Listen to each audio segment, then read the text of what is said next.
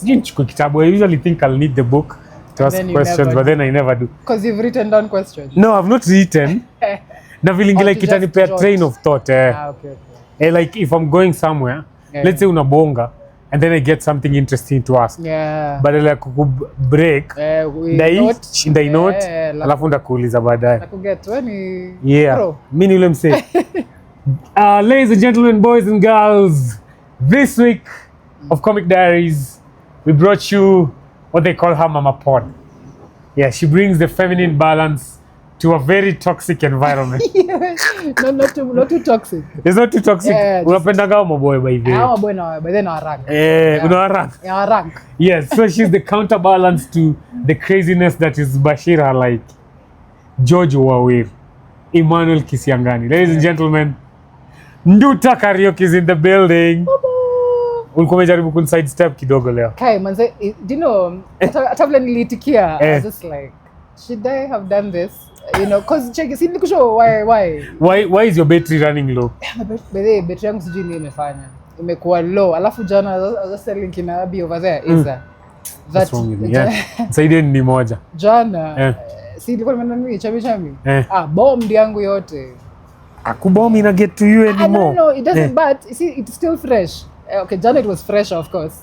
But now it's still a bit fresh but it's now bombing as a comedian is when you go on stage and don't do very well. Exactly. So you felt like it brought you down. So here's what I was thinking. I was like, if I feel bad in the first place, maybe I shouldn't pursue. Maybe I should take a break on that day. Because the entire day I was feeling shit. But before you even went on stage. Yeah, way before even. So you probably. Yeah, I was feeling off. So you probably just maybe bled into the performance. You could have done well. Probably. If you I usually do, but and then okay, yeah. No excuses, but yeah, it sucked. You know me, a good one. My perception of you ni sijai kuona umejam. Sijai kuona in a bad mood. Like you're the most. It's almost like you're a true Rastafarian. Like peace, love, harmony, chill, relax, unity. Cool vibes. You always speak your mind. Kitu kukatio ni semanga. I think I've done that more and more now, but still really? I don't do it as much as I'd want to. Wallahi. Yes, no. So you see things that piss you off and you let it slide. I just let it slide just for whatever reason. But I think more and more I've spoken. Yeah, more and more recently umeanza kuwa more assertive. Yeah, and then the chill thing, I don't know, I think it just found me in the sense. Because kulikuwa nime stress sika. Kustressika design ningego kuku. Yeah. Ungejiondoa? Sikujiondoa. Akili yangu ilikuwa nataka kuninini. Kugo, yani Serious? No, wait, hold on. Unaongelea suicidal ideation? This is not suicidal. I've not had those. And a lot of peace and love to those who have had. It's very strong, tricky. It's a hard one to have. And I'm saying stress can make you physically ill. And if you're physically ill, inaweza kukufanya izime switch zako za hapa juu. Kwetu like turned off completely, like you want to be by yourself. You could go. Serious? Yes. What do you mean? Like you completely shut off from the world? Not you shutting off. Here's the thing. Your brain. Here's what I had. Okay. Instead of categorically. Categorically, what happened? Yes. So how I shikanished the experience I went through is a lot of stress strained my brain. Yeah. The brain tried to help me chill. Okay. So it would switch off in the sense you're getting like a seizure, like an atonic seizure. Si seizure ile ya kutengika, lakini seizure tu ya kuzimika. Serious? Yeah, there's so it's like you're sickly. Yeah. So once you get and then you when unizima, assuming you're standing, you know you're going to fall down. So yeah, it happened. So your body is like shutting down. Yeah, it's like stress in a manifest in physical. Say wacha nizime for a couple of seconds nimsaidie. But kuzima hiyo exposes you to more. It's something that's happened to you before. So that happening, I think that one just switched something in my body. So I guess I got more chill. This is making me look at you different now. For reals? Yeah, like now I feel like you're up and like people with sensitive, gentle minds. So yeah, like most people deal with stress, either they drink, they smoke something, ama they Wanasema ngani compartmentalize. Yeah. Just act like it's not happening. Yeah, but and then you just live about na kama there's things that mwili yako haiwezi override yani. It's too powerful. It's too powerful. Yeah, but it's worry I'm good now. Yeah. I hope. So you're an artist. Yeah, I am. How'd you get into art? Like it's abstract art. No, realistic mostly. Me, kama ni my portraits. Yes. That's my forte right there. Like you sketch people's faces in perfect detail. In perfect detail. Later in life or like off of pictures. Yeah. Using charcoal, pencil, paints. No kind of calligraphy, just someone's portrait, how they look in the face. Yeah, how I could stylize it however I see them. It could be colorful depending on how I want to portray you. Yeah. It could be just gray depending on how I want it to look. Yeah, if I look like a somber guy unanichora without color. Yeah, monochrome. Yeah. So you draw like a politician, like umechora Jalango alafu cheki Jalango ni kudraw. Yeah, check it out simtajia hata watu. But you see like most artists they take that route. I've seen a lot of even friends of mine who've done someone's portrait and then presented it to them. But I get that. I get being I've done portraits of many people like Marley, Bob Marley, Chronics. Of course, if I did one of them and I got to present it to them, I'd be very happy. Oh, okay. But I wouldn't want to do it at because I'm like, WSR anapita hapa acha nimchore. Z. Yeah, it's not like for a quick buck or anything. Not for a quick buck. Tunatoka na Nduthi huko na Go Expressway. But I feel like what have you called that kind of art umeitaje? Realism. Realistic, but when you draw someone's like portrait, that's what it's called. Yeah, because it's realism. Yeah. So you see that kind of like, if you draw me, where am I supposed to take that? Because me feeling like, if you draw someone and give them the portrait of themselves, now can I hang it in my house? See, like, can you imagine it? People do. Is that you see narcissism of the una picha zako kwa hao hata photographs, but kwa masako iko tuseme? Yes, yeah, but masangu it makes sense. So there's people who, maybe if like you had a picture of me, I'd gift it to someone to. Yeah, you could give it to someone, or if you want the picture made, you could make of that person then. Don't pay. Oh, okay. Because I saw like, I don't know, if you can Jalangoma ni anaitwaje OG calligraph. Yeah. Someone kept giving him portraits of him. So calligraph like, I have like 10 in my house. Yeah, plus once is only one too many. Yeah, true. So like by that I mean nikingia like it's just photos of them. I'm like, bro, who are you? I know, but for people like now, Kali and other politicians, they might have many because there's so many artists out there who wanna share their art with them. Yeah. But you can have this too much. See, it's one of those things, ndio. Yeah. Ingine peleka kwa shosho yako, ingine peleka Do you make time to draw hizo vitu side? Do you make time to create? I do. Currently I'm actually working on a couple, on 3 za charcoal. Na lakini nimenikula kichwa because serious. It's like ile zone nilikuwa naweza kuingia siku hizi nikaa siingiagi virahisi. Serious, una lose the touch. See the touch, but that's just the sitting and the mindfulness. Yeah. Nika inani lost. Like I really have to concentrate ama niacha kila kitu kwanza niweze kuchora. What's more fun? Is it comedy ama kuchora? Right now I can't even tell you. Comedy is not feeling very fun at the moment. Comedy is not. I agree with you. As a comic, comedy is not it right now. That's a feeling. I don't like. I'm hyped to come and hang with comedians, the camaraderie. Yeah. Seeing people do their new things. But me inside, I'm like, no. I don't know, man. But I still come. I still talk because I'm like, it's my thing now. Yeah. But you can't just bail.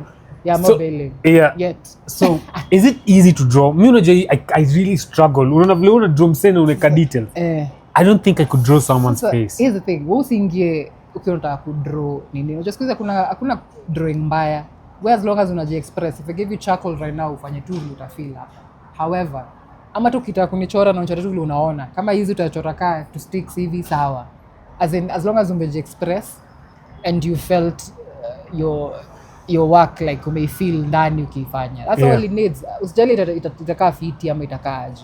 Inanikalia like a very positive approach uko nayo. You have a very like just express yourself. It's very forgiving. Because mimi nikichora Don't stuff in a kaufala. Because I've seen your work and I'm like, hey. Yeah, but here's the thing. Even Sticky, I've seen the like, hey. Sticky, no, shout out Sticky. Mnafanya kazi safi, but then me if I try, I'm like. Here's the thing. Yeah, I think there's art therapy that helps everybody.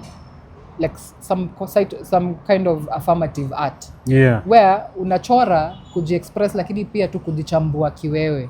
So teme, you're like, how do you feel? How are you feeling? As in, it helps you live your life better. Okay. Kuchora vizuri. Okay. Ni wetu kutoa your emotions. I think I understand. You know, like an artistic type thing. Like if you're a true artist, sometimes you don't do it for any kind of reward. It's for your own expression. Yeah, to just let it out there. Just the colors you're feeling, whatever you're feeling inside. Yeah. Let it out there, however it looks. Hakuna usanii mbaya, hakuna. Let's talk about Kisianga report kidogo.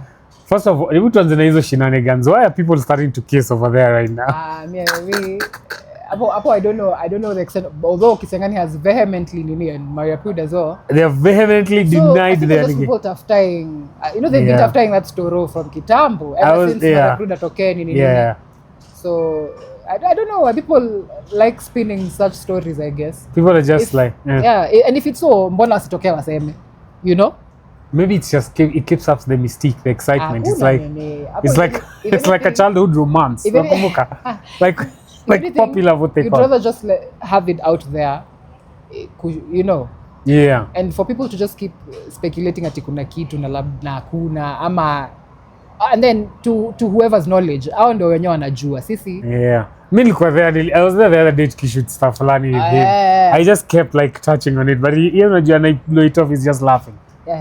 Yeah, plus also Bash is like leaning into your stuff. Yeah, Bash will into it. Bash you are the instigator. Instigate mbaya sana. Yeah. So you don't know you don't know about that message. You don't trust that message ilikuwa said. Yeah, I saw it, but I was like, I didn't trust it really. Not really. Yeah. I feel like maybe I don't know, but I don't know. People can read, it's gossipy, and people just read a lot into things. Hata mimi nikianza pod so alikuwa anasema tunakomongana. It's serious. Ndio. Just because nimecheka na wewe hivi, bas, no, people can just interact in a friendly way. People love romance. It's just banter, good vibes. Yeah. But people love the idea of romance. Whenever they can sniff that, also na komongana, it draws people in like you cannot imagine. I don't know why people are so concerned with what people are doing, man. It's like maybe the real romance, it's not in abundance huku nje. So maybe when you see it, maybe you can live vicariously through our say. I guess so. They're just spinning their soap operas. Yeah. So how do you find your sport with those three guys? Is it exhausting? Unasikia kupiga watu mangumi? But then more and more so. Ingawa mwanzo like I remember George alikuwa ananipatia the toughest critique. Like after he was giving me the critique that at first I'd hear them say the unhinged things they were saying, and it would show in my face. I'd be like, or rather I never used to speak as freely as I do now. Yeah. So I'd say it's gotten better knowing them, and I know that's not who they are. It's a character. It's them being funny. And they're funny dudes. Yeah. They have tangents. They're creative dudes. So I get it now, and I've gotten to see their softer sides, and I've gotten to see them as people, as humans. So I think it may adhere to just the entire. I wish more women were like patient with men like that. So I'm like, I just see them for who they are. I see their human side. They're just playing funny. Yeah. At first, you might be because I haven't been around people who speak like that. So nowadays I find it hard to even hang out with other people. Hang out with comedians so much. So you like the banter? Yeah, the banter. Some people think that chicks shouldn't be roasted. You roast me, and I roast you back. Yeah. So it's been a nice transition. I like that about you, Maz. I like that you can hang. Most women in comedy. Nelly is another one. Yeah. Like you guys can really hang with the boys. Because the main thing, even as I go to Kisianga Report sometimes. Most people are like, how do we appeal to more women? Yeah, which I think by just them being them appeals to the people that are being appealed to. Yeah, there's no need to appeal to them. We package it a certain way. Yeah. And plus these are very wholesome guys. Tunasema vile piga ma advice huko, wanapiga ma vulnerable stories zao. Yeah. Yeah, it's nice to see people just actually themselves like that. you had to grow into that, ama like what happened? Like I don't think it took ati too long to grow into. Yeah, after a while I think ilikuwa fiti and I was like I think in your line ni kitu yani sikuwa sema kwa podcast or ever or you never knew like podcasting was in you, eh? So when I went as a guest, maybe the first time, second time, after that then he was like you should come. I was like, you know what, sure, let me say yes. Yeah, what the hell? Let me say yes, and it was I'm grateful that iliingia na hivyo. For real. So you enjoy the company, the boys. Yeah, me enjoy it very much. Now I rank by this and now my dudes. And then even like having all the guests over, all the random guests with different experiences. You menijenga pia mi come say. For real. Pia menijenga in terms of how I speak, articulate my thoughts, you know. Yeah, I think it does. Like perspective multiples are different people with different worldviews. Yep. It does help you look at the world a bit more rounded. Yeah, you have a curious learner's mind. You want to learn some things and stuff, yeah. It's been nice, man. Okay, check out Kisiangani Pod, man. There's some of the funniest people over there. But unajua me, I would think maybe at some point they'd bring you to the brink of like you get annoyed with them, but it never has. No, it never has really. Yeah. And most times if something is, even if they're trying to make jokes off of something that you're like you're Z, they will listen and be like, okay, maybe. Oh, they listen. Yes. Like I remember one episode, I can't quite remember which one. They were discussing porn, so they're like, but you kept giving you your perspective. I think you guys just like violent porn. They're like, no, we don't. So, and then what happens now on the pod again is sometimes we'd have we'll be speaking on a topic, but not everyone has enough time to articulate their thoughts kabisa on that specific thing. So sometimes what you've said at first is what sticks as your stand on that thing. Na kumbe you're just thinking as you go, as pods are. Yeah. Questions zingine zinatokeanga tu yani out of nowhere. Yeah, so I think tuta revisit alafu, you know, we'll keep chambuing. And then we've revisited so many things and chambued them even further. Yeah. As the pods go. Even more like maybe, but do you ever get sometimes maybe you relax, you're like maybe I should have said this in that moment? Yes. Like the burden of being the woman's voice. There is that. There is that. Ingawa me, I just look at it as not as, I don't grandiose it like that. Yeah. Because utanipatia pressure sana. But I'm grateful to be that as well. Because when I'm out in this interwebs, I am representing women for real in this interwebs and in what. So I'm just you know, I pray to Jah. Ani guide tu niendele as in I keep speaking to my truth isikakweni kitu yani you just keep being genuinely you, honestly in your the true version of you. Have fun with however this is going. Yeah. You had any fun encounters over there, like someone you interviewed and it was like, I love that? Yes. And then so many. And one what I was disappointed you, like I hate this.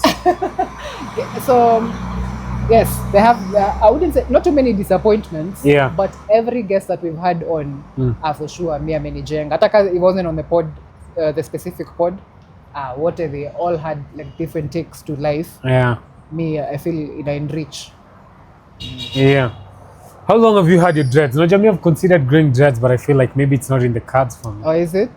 But okay, I consider it and Luku, ama. Nilikuwa tu naiangalia hivi on a simple level. Am I gonna go through life without never having dreads like ever? Let me just have them to see how far you could go with that. Not even how far, just to say I had them. Oh, you could try, but no dreads. Acha kwambia dreads ni patience. Unaona kasa nywele lako vile unashona hivi. Ndio sasa uanze. You know, you'd have to keep you take through imetu hivyo kidogo. That's why most people lose their patience. You have to let it be in those stages that it is. Ile siku inakaa funky, ile siku inakaa sijui aje mpaka eventually itake form yake sasa. But I feel like yours have grown really well. Like as you grow like zikashikana or something, they're still moja. Yeah, that's naongelea Chaxi. He has a look. Shout out Chaxi. He has a look. He's also a free form of sorts, I think. Zangu, it was deliberate. When I started, they were smaller. Tiny. Yeah, they were tiny, not too tiny, but tinier than this. Then I shikanished them. Eventually, now this is where I'm at. How long? You wanna guess? Iko 5 years, 6, 7, 8, 8 years, 9. Let me tell you when. Nah, Let me tell you right now, it's 26. Yes. It's about to be 18 this year. You're kidding? Ebu go like this? No, usiangalia length. Kwa nini? I think length is a good nini, is a good yeah, but they look length, good though. You see how when they were at the longest were over here at my waist. But when was that?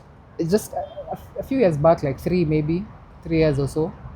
But nilikuwa nashika hivi kwa mosodo.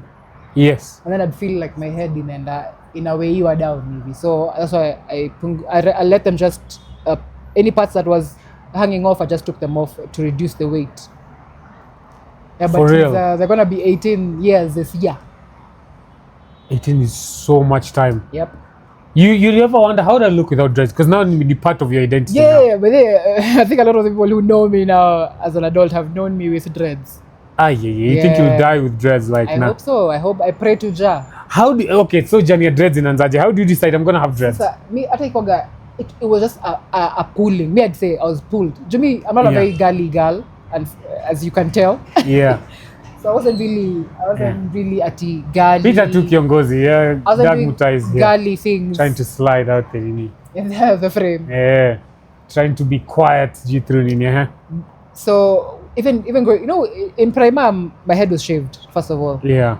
So, whole of Prima. You had short hair. Yeah, shaved. Yeah, we had to shave. Yeah. And then we had to shave at school, at boarding school. And then now high school is just the usual chemical. Unashika tu hivi in high school. Yeah. The usual. Holidays unashika ma braids. The usual. Yeah. So after high school, I chilled for a bit. I'd be doing braids, lines, but not just things to maintain my hair, but not really things I'm attached to, styles I'm attached to. Yeah. So in 2000, nikipenda hii miaka sasa jua nimetusela. Watoto wanaweni like the millennial, yeah. So I was teaching art at some point in 2008. Yeah. And I teach art na computers. Shule fulani. So mshahara ya first hivi. Alafu nilikuwa napanda kama mat, so I saw a sticker by a guy called Dagi, a loctician. Shout out Dagi. Loctician. Yeah, loctician. Loctician is a word. Yeah, what a loctician? Ujui maneno? Guys who fix up locks. Yes. I like that word doctors, so much. Madoctor wa locks. So when I saw that nikanunua ya Dagi, ndio hii mshahara ya first. Straight nikaekwa dread. How long is your hair back then though? Not too long, but I could also do it. Yeah. So, but I had to start with actually, I had dreads first, way before, and then my mom found me, ikabidi nimezikata, so I'd shaved at some point. Your mom was angry with you having dreads? Why? I mean, just young then. Yeah, alafu nilikuwa nimejitengezea, kwa hiyo nilikuwa kutengezea, and they were a bit long. So one day nilikuwa nimetoka tu mtaani, nimejibamba, ziko free. So nimerudisha mtaani napanda hapo kwetu hivi. Kumbe madhe naenda kwa nyumba ananiona. Anaiona tu perfectly like. Alifika tu hivi kama niambia shika hii doenda kinyozi. So yeah, that was my first batch. Then the other one now is kind of short. So it started off, they start off unruly because it's short. They start off low key, ugly, not the way you want them to look. Ugly, you have to just try and unang'ang'ana tu, then eventually inakuwa. They don't fall off even now. Like the whole braid haitanguka. Zizi, not. The root is pretty. Do you still go to someone to fix the root? No. I do it myself. Now, how do you do that? I've tried a couple of things. This time I used to crochet it somehow, like loop it upon itself, but that was a bit too tight. Yeah, it's like, and the tightness. It damage nywele yako. What word do we use? Word gani? Crochet. Yeah. I feel like nimesikia word before, but yeah, that's what people do right now. Exactly sure what it means. A crochet goes in, and then you take the growth. Then you just neaten it by pulling it through itself. If that makes sense, kileman. Yeah, but now I just use. So I met some guy from the coast who does it using shindano and braid. Hizi manywele za braid. You take one strand, afu unatumia ka uzi kwa hiyo shindano, unaona? Then you just shona. It so disappears. You do that yourself? Yeah, I do that myself. Like you just chill and just pole just pole do it. I prefer it that way because me spend go guzo. Inga I go get it washed because it's easier that way. How often? Couple of weeks, 2 weeks maybe. Not too often. Yeah, that would be my thing also. How do I clean them? Yeah, so if you do the waxing, so kuna zile puttings on a wax. Yeah. So wax huwezi osha for a while because the wax needs to hold until your hair locks. Pia inakwanga kitu ingine inakwanga candle wax. No, candle. What do you mean waxing? There's hair wax. Oh, there's hair wax. I don't know this stuff. So that's crazy. I don't know this stuff. So there's hair wax. That's how locks are made in the first place. Yeah. Unaenda unapatishoniwa, anapaka kiwax, anaitwist hivi. So anapaka wax kidogo, anaitwist kwa hair, anachukua hiyo lock. Anatwist hapo kwa base hivi. Okay. Hivyo. Yeah. But unaona ni wax, utaiwezi iosha, ndio bado nywele ja lock. If you wash it fungukas again. Oh, okay. And it leaves some debris because it's wax. Okay, it leaves like a blackness. Whiteness. A whiteness. Yeah, you could get a whiteness eventually. That's how I started off, yeah. But eventually I stopped. With the wax? Yeah, with the wax. What's the alternative? You just... So it's either you crochet it. Crochet is easier because you're just shikanishaing a bunch of hair but into itself. Yeah. If that makes sense. As long as you don't get it's like grafting of hair. Unashikanisha manywele hivi. Ukishika tu kibatch kizuri vile umezi segment. Yeah. Unaingishanisha inashikana. Lost nimekufunza manze story ya dread. Sounds like a bit of work though. It is. That's why even just there's people who let it just free forming. Ile tu amke tu asubuhi useme leo sichanui nywele kutoka leo. Because I mean I feel like even if I had dreads maybe after the kind of life I live maybe zinaweza chafuka. Now I have to wash my pillowcase over and over. Yeah, but you can wash your hair every time you're going maybe. It might take a long time to dry if it's long or if they're thick. But there's people who do, I guess. All the time. Yeah, but if you wash it again too often, pia una strip away your nice oils. What oils? In your hair. Sebum. Your sebum. I've heard what sebum is. Do you wash your hair every day? Yes, every time I bathe and shower, I wash my hair. Do you paka mafuta on it or something else? No, not really. I never apply anything on my hair. Basi umemaliza. I'm done. Nature, maybe they brush kidogo na ni hivyo. Yeah, hapo sasa sijui nisemaje because your hair looks fine, I guess. It looks healthy still. You have to apply things to your hair. Yeah, see they use too. Moisture, mafuta, you know. Now I think maybe nilikuwa nafikiria now the reason of having dreads is to avoid that whole. No. You still need to take care of your hair in that way. Shida ni sahihi ufanywe ma heat treatment. Unaendelea kuingia blow dry nini. I still get in the dryer because of when I get washed. And you're checking unatama chemical zile the ile chemical treatments and stuff, yeah, those things. That's the only thing you're living, I guess. So 18 years, huh? Anywhere close to that enough could get like at least 10 to get like something on my shoulders up. Yeah, not even 10. There's people whose hair ina grow long, maybe based off your beard, I don't know. Maybe kuna you grow haraka hata miaka 5 ishafika. Serious? Yeah, there's people whose hair miangu ilikuwa gonna struggle. It's gonna take a while. Yeah, my hair wasn't growing really fast. Although with dreadlocks it grew faster than ever. Because without dreadlocks you were struggling to get any. Nilikuwa nashika kama sodo fulani hapa hivi ka struggle. But so eventually ukasema okay, I'll have dreads and achana nayo. Yeah, mimi ilinivutia tu hivyo. I can't even say it was a conscious. Although I had seen unajua Damian Marley. Woof. Niliona dreads zake siku moja hivi I was like What's the history behind dreads homesick? Because someone told me Damian Marley's dreads anapenda kucheza ball. He's a soccer player in the hood, in the community. Bamba. So he can't kick a ball because the hair is so damn long. Yeah. So ataiweka kwa bag. Yeah, ataweka kwa backpack. Is that a real thing? Yes. Yeah, ataweka kwa backpack. Acheze alafu airudi. So the hair is dragging down to the floor. Inafanga yake I think iguza chini by the way. Yake iguza chini. So you nika since birth then? Not since birth because I've seen pictures and videos of him when he was younger where he just had like an afro, but you see him, he's mixed. So I think his hair grows a lot longer. Mixed, like he's white mixed black. Race. Yeah. Oh, he's a mixed race kid. Yeah, he's even more mixed. So race. Talented. I thought he was just black. No. He's Bob Marley pia ni mix. Alasa Damian mama sake ni mlami. Ingawa ni mlami wa Jamaica. Bob was also mixed. Bob was mixed. Babake alikuwa mkoloni fulani huko Jamaica.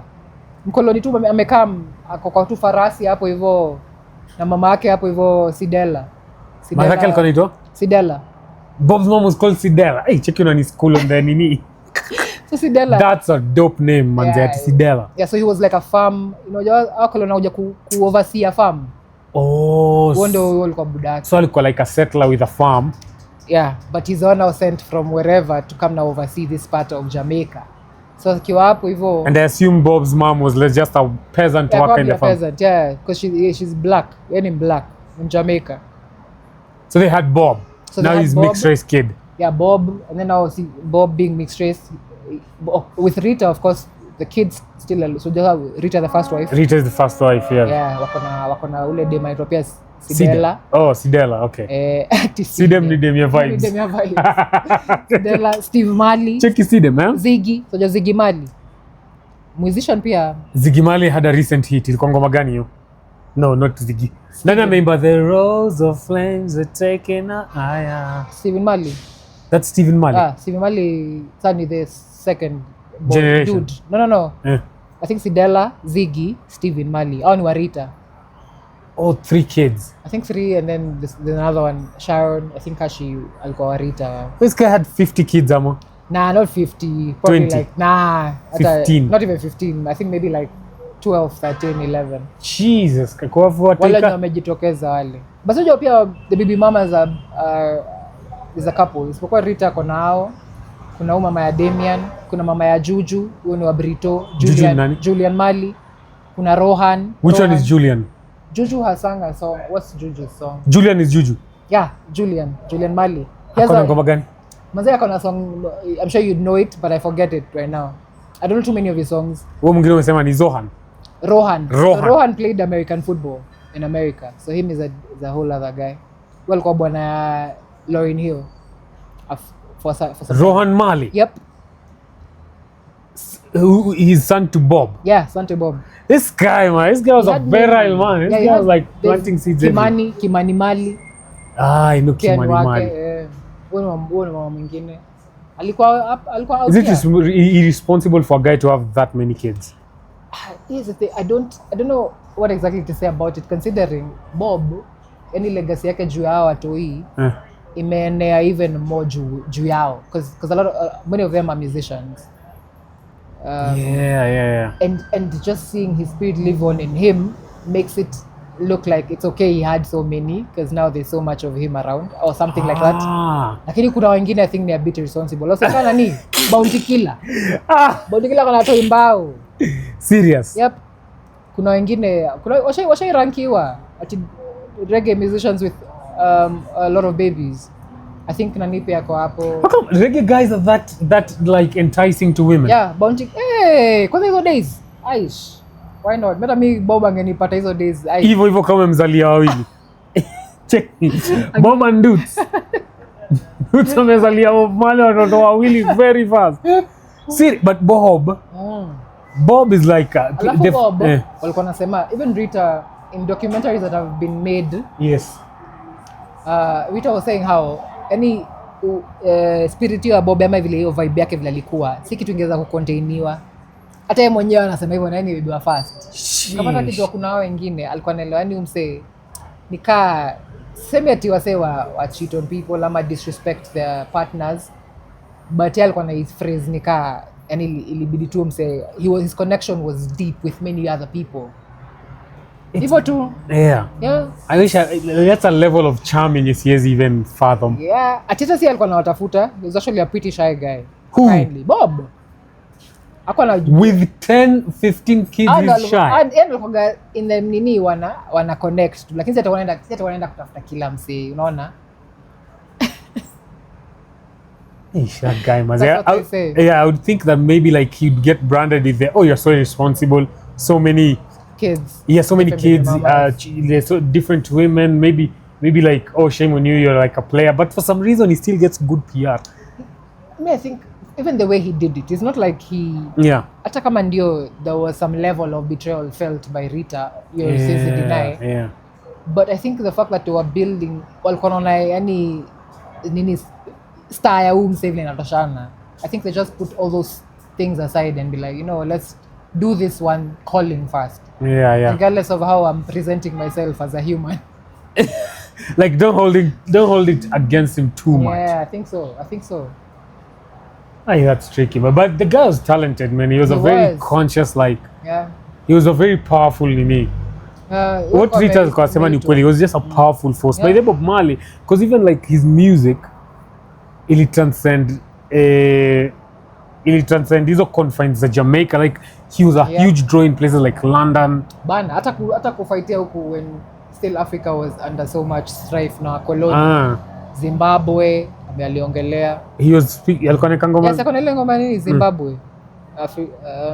Ujui ngoma ile ya Zimbabwe? Bob as a Zimbabwe. Analibawe Zimbabwe. Yeah. Ujui ya Zimbabwe? No more internal Probably power nimesikia. struggle. So it's talking about Zimbabwe and how they need liberation. Akienda huko for a concert, alipitia Nairobi kwanza, kapatiwa maua. Unajuaje about Bob hivyo? Kwani ulisoma kitabu yake? But I think all the things I've seen. Nduta is a connoisseur in the history of all the things Bob Marley.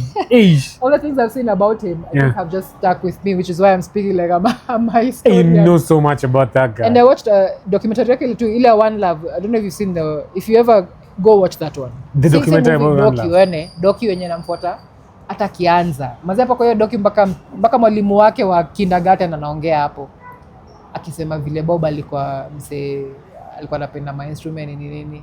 He was a nice kid. Yeah. Kila mtu hapo anamuongelea. And then you see him now go meeting with kina Baniwela, kina Peter Tosh. How he just goes mpaka ile time anakuwa msik na anago. Alafu mwishowe ni funeral yake sasa. Serious? It's a nice docu that one. Where is it? Sijika iko YouTube. Mimi nilienda, there's a time I went to K1 Monday movie nights. Okay, was such a thing. Najua form hata kuna time walikuwa wana screen stuff ya Dave. Yeah. I was supposed to so go. So like every month they'd have like a theme. K1, can you bring those stuff back? We can watch Bob again. They have. Ingawa that me less niliamua kwenda napata kumbe ndio day ya hiyo docu. So I was like ya Bob. One. Yeah, so that's why it's still fresh in my memory. Damn. So the guy died of cancer. Ndio ilikuwa stomach cancer or what? No, it's okay. It said it festered into his whole body. Although anasema ilitoka kwa toe. Unajua kwa sababu anacheza ball, because even me used to play, alikuwa play ball sana pia. Nakumbuka. Very athletic. Mguu tupu, a global star. Alikuwa na njumu, but akasema ati iko siku hiyo big toe yake. Nikailidungwa na kitu ndani ya kiatu. Conspiracy theories wanasema ngati ni msali kuna kitu ilisundwa hapo iko na Auko serious. Because usema hivyo. Like alisundiwa kitu kwa like some kind of poisonous nini. Yeah, with like a thing to dunga him. To pierce his nini yeah. Eventually that toe wakaambia ito it needs to be cut off. Akasema toe yangu hizi katiwa. Nani akasema hivyo? Si Bob. Ndakatiwa to kwa aje ndachezaje ball. Check it Bob, we're trying to save you. Yeah, his name is like Z. So the fact that the toe stayed there, it festered, ika spread.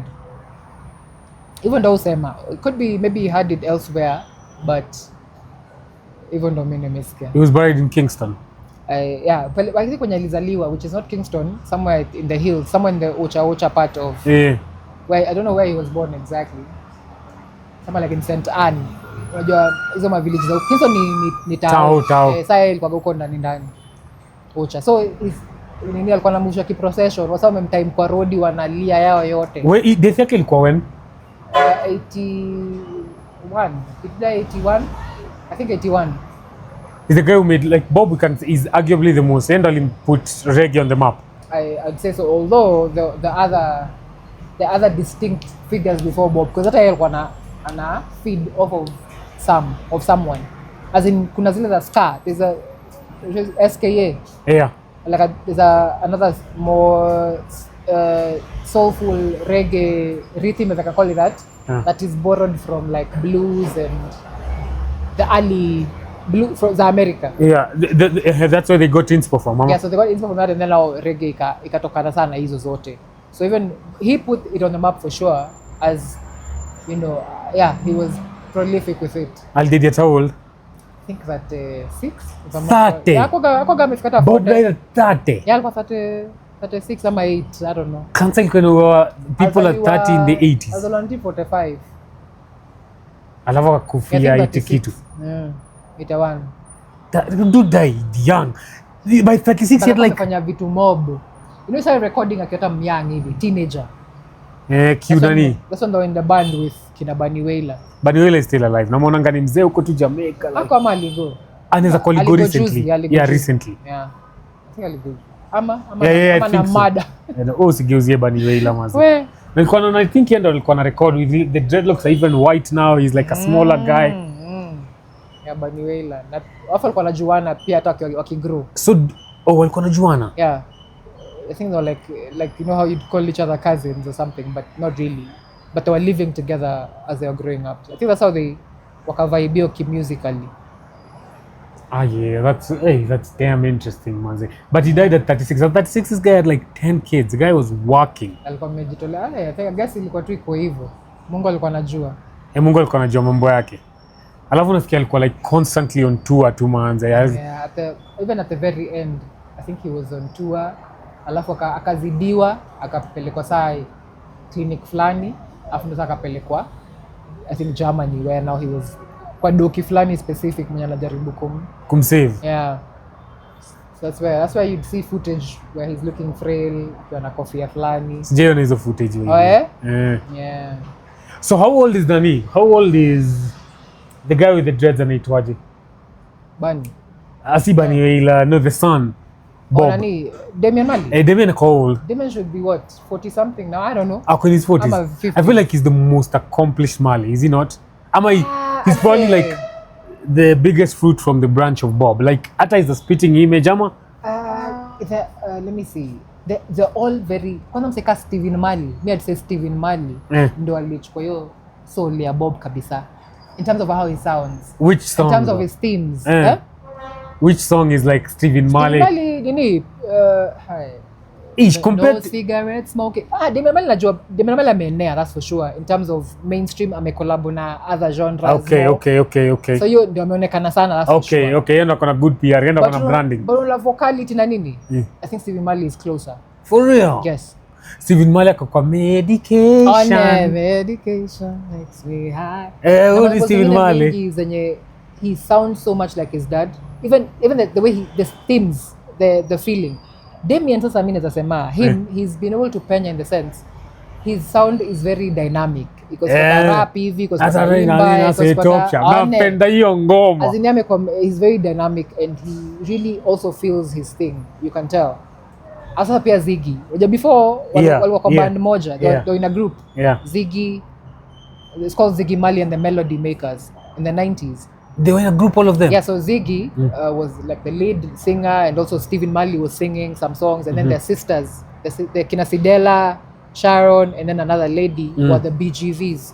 So it was like a family, They had a family thing going. Yeah, then in the 90s. So they've toured with that. Yeah, I don't know which one said it. One of them did an interview and said, people think when you have the Marley name, you're a multimillionaire. They actually grew rough. Yeah, but really have on my stripes. Sikuwa na studio time. Some of the songs that you like from me, Mali have kuzisikia, but I didn't grow up with like a silver spoon. I think a lot of people assume that because they are the Marleys wakona in, like they have a direct in. Yeah. But I don't think it's so. Also wamejitolea. But I'm sure that name has got to have some weight. Some like even his recordings, Bob. I wonder who makes the money now. Is it the wife? He's a state. Yeah, he's a state. But his estate is like so big and vast. I guess it's a family now. So even the son was married to Lauryn Hill, one of the sons. Yeah, Rohan. They have, I think, 6 kids. 6? With who? See Lauryn Hill. Bro, nafaa kuchukua hiyo spirit ya Jamaica. Wa Jamaica na have watu hivyo. Is it a Jamaican thing? No. But now you know. Living in this world, you know what having many kids does to either you as a Sayara or the mother of these kids. Or these children themselves, you know? Yeah. You know how it will affect them if there's so many and you can't gather your resources well. No, sasa sijui reggae ameanza kunikashia. If you can't gather your time. You cannot have this shit, you cannot gather your time. You don't have this. Even them, they suffered. That's only for Bob. Even them, they suffered as kids, I'm sure. Because they're like, they barely saw him. He was somewhere else. He was touring. So I'm sure they barely saw him. That's true. Yeah. But there's something about like, life is like life. Yeah. Like maybe like us being told family planning, it's good, but it's an effect of modernity. There's a time when we just live life. Yes, but now you know the repercussions. Yeah. Sindio? Yeah. Watu lazima wasome. Kwanza kasa hii watu lazima wasome, lazima wakule. I have the biggest ignorant kids in the whole.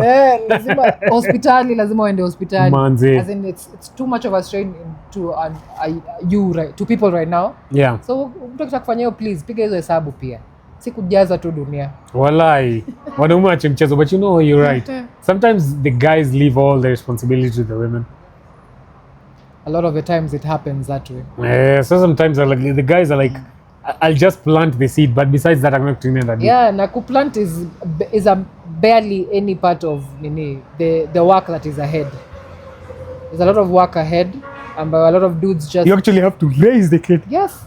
Please be there for that kid. Be there for your partner as well. Be there for your unit that you have created. Ukisema hivyo watu wata have to one child basi. Have anyone? Kama ndio nakunini. Na Biblia inasema populate and fill the earth. Chike vile mimi nachocha na razika ndavu. Ndavu watu hii. Unadai? Watu hii vile kuna camp wangu. Mimi fikirianga naweza dai lakini hizo tunasema ni ukweli. Kawezi mpatie hizo time attention hivyo. Kawezi hata impart knowledge. Unafaa uchanue mtu wako. Yeah.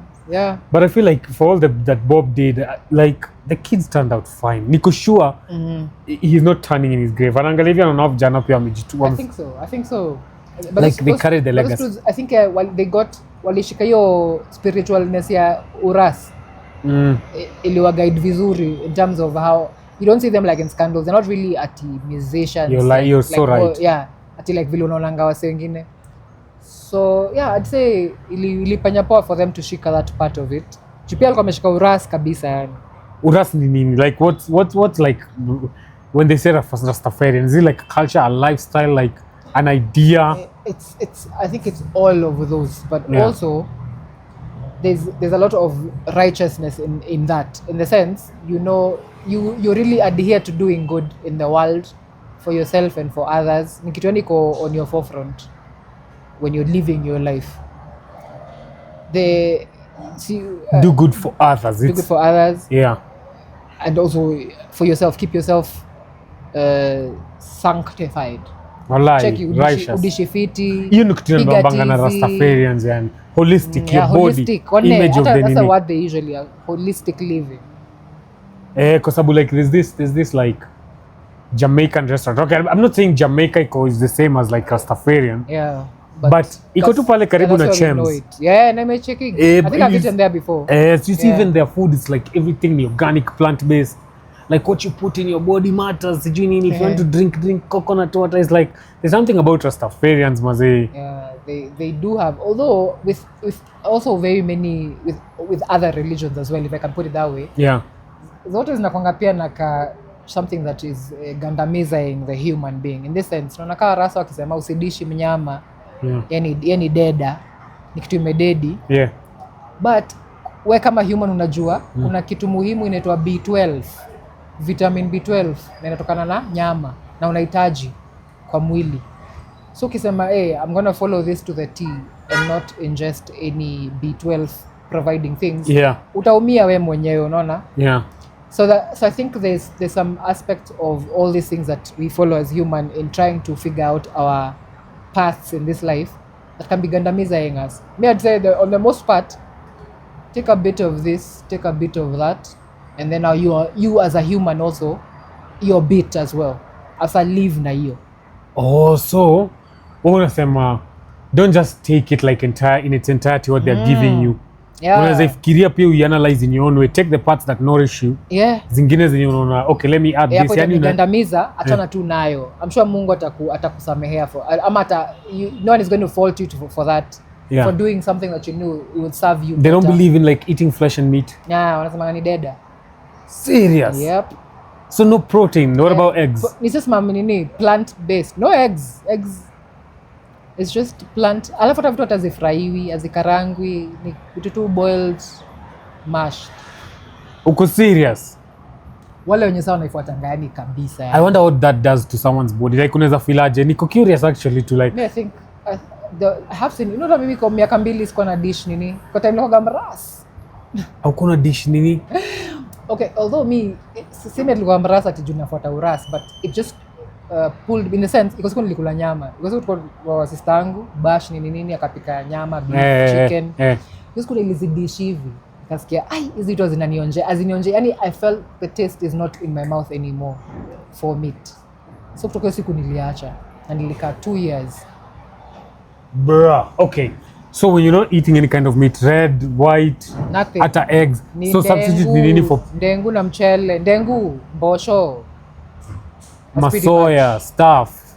Neta soya isikuwa nakula I think. Because kuna options mob. Si mob.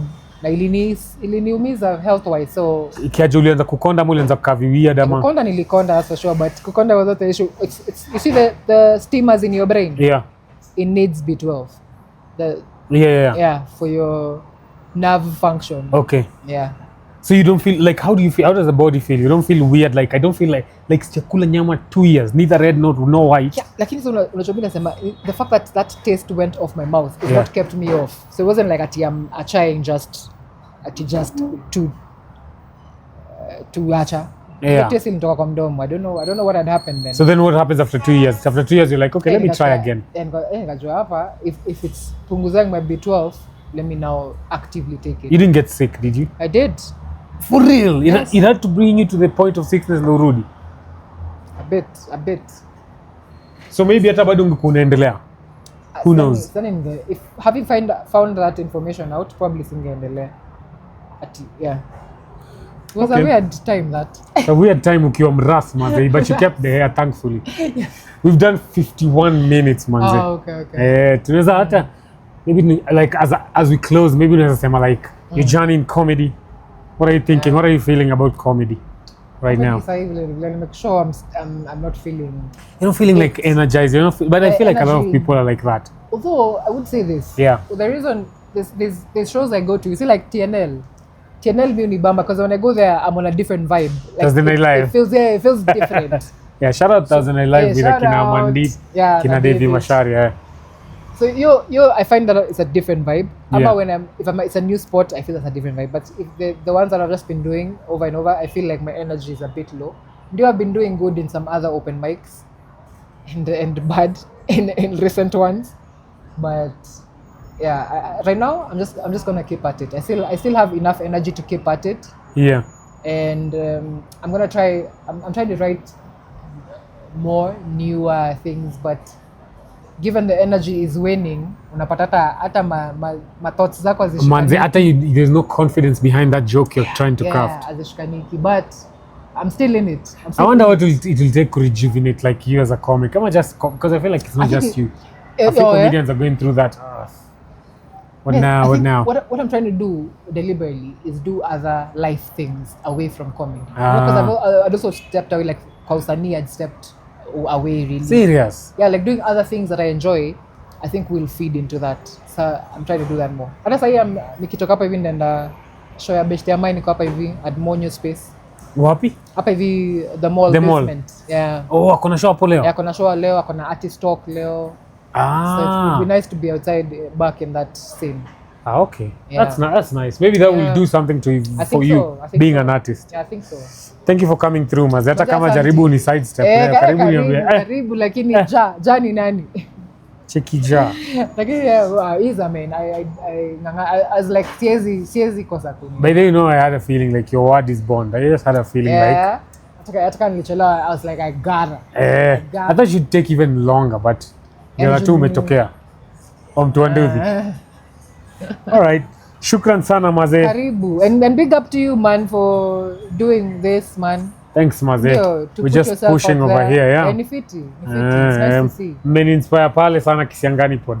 Hata una tu spike ukitokea hapo hivyo kutu. Until recently mwanze kukatana huko mamate ndio nimeanza kwa hey, what's happening to the pod man? Mwanze kauko in line kukatoa mate. This is a pod about fun and comedy. Where did the romance come from? It happens. Yeah, anyway, thanks so much, Maze. Asante. Thank you guys, Maze. Do all that nice stuff. Like, comment, subscribe. Peace.